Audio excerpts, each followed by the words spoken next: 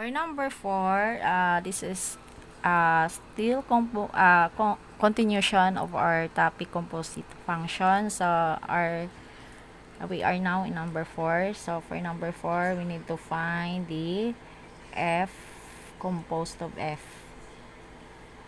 So ito yung ifa-find natin. Of x is equal to yung function natin times the new domain natin of f of x. So, just bring down f, then we substitute our new function of x. So, ang f of x natin is x squared minus 6.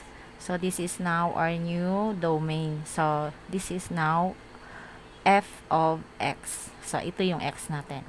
So, dahil f of x, we need to find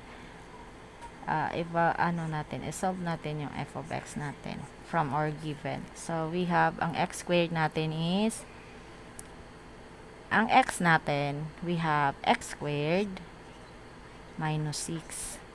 With the exponent of 2, sa given natin, meron tayong 2 na exponent, tapos minus 6. So, yung x dito, pinalitan lang natin ito kasi this is our new domain. So, dito yung bago nating x. So, dahil bagong x yan, papalitan na natin yung value ng x dito sa ating given. So, now, meron na naman tayong perfect na binomial. So, kapag ganito, binomial, dalawang term binomial niyan, tapos square, perfect square binomial. So, we apply na naman sa ating formula. So, we have x minus y. Formula natin. Yan. So, dito, we have x squared. Ito yung formula, 2xy plus y squared. So, sundan lang natin to. So, this is our x and this is our y. Yan. So, substitute lang natin kung ano yung x natin, x squared din yan dyan. So, ang x natin is x squared. Tapos, meron pa tayong 2 as the exponent. Minus 2, ang x natin is x squared. Ang y natin is 6. Positive 6. Plus 6 squared. Ayan.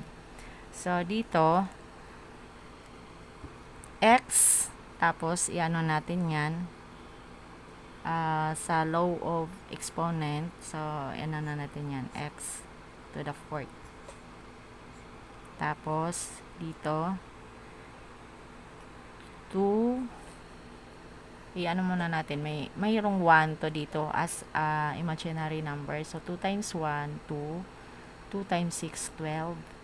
12. Tapos, with the exponent of x squared. Tapos, plus 6 times 6 is 36. So, ito yung ating sagot sa x squared minus 6 with the exponent of 2.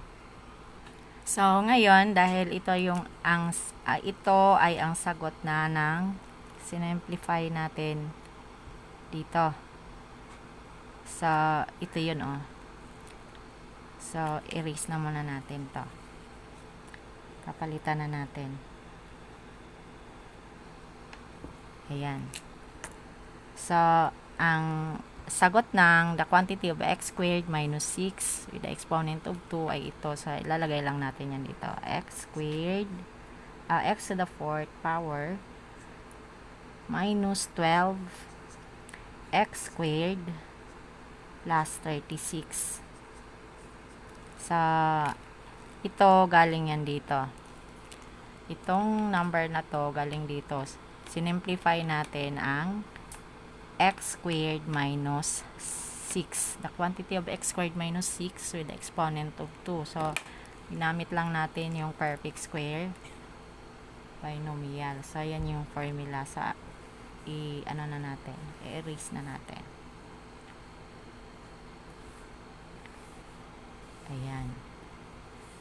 So, dito, ayusin natin. So, itong x to the fourth minus 12x squared plus 36 ay sagot ng pag-simplify natin dito, minus 6. So, yan, wala naman tayong ma-combine dyan. So, just bring down x to the fourth power. Tapos, 12x squared. Tapos, unlike sign. So, anuhin natin. Isusubtract natin kasi unlike sign, sa mas malaki yung 36. Kaya, positive tayo. Positive 30. So, this is our final answer. Ayan. So, x to the fourth minus 12x squared plus 30.